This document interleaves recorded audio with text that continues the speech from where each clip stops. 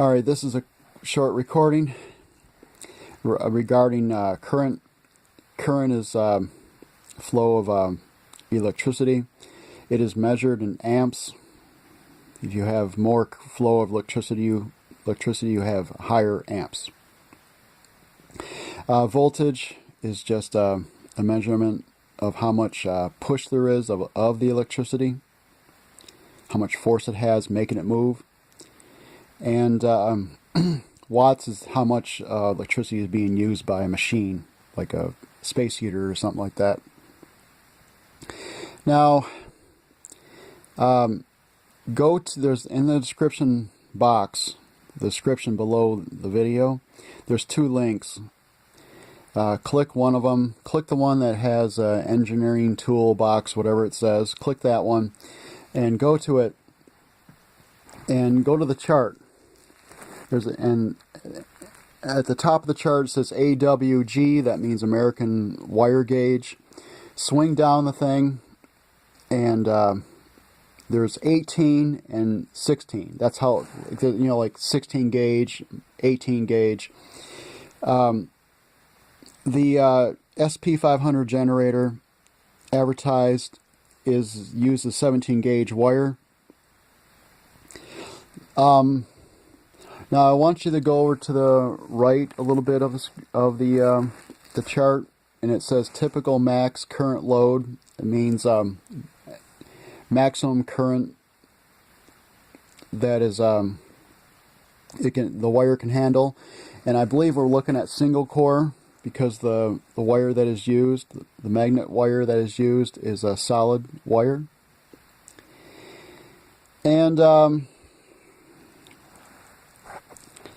let's see. Now, if you go down the thing, it has numbers in that column of single core. Now, go over to the American wire gauge column again, where it says 18 and 16.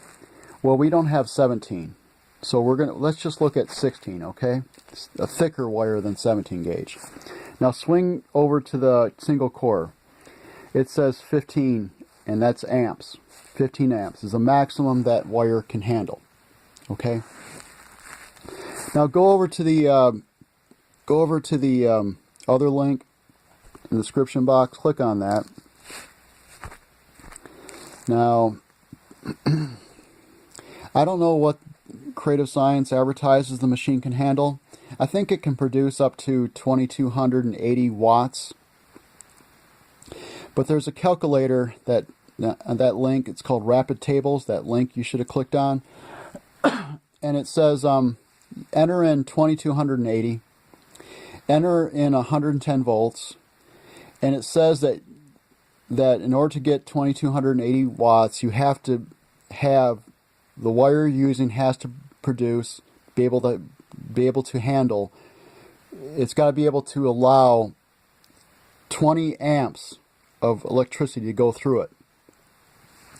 Now, like I said before, the 16 gauge can only handle a maximum of 15.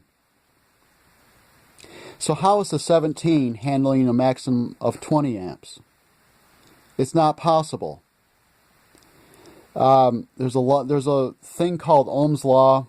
A law is just a rule that someone said, oh, this is how it is, because they did a lot of experimentation.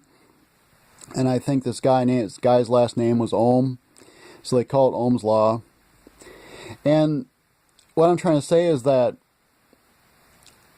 according to that law, that rule of science, it's impossible to get 20 amps out of a 17 gauge wire.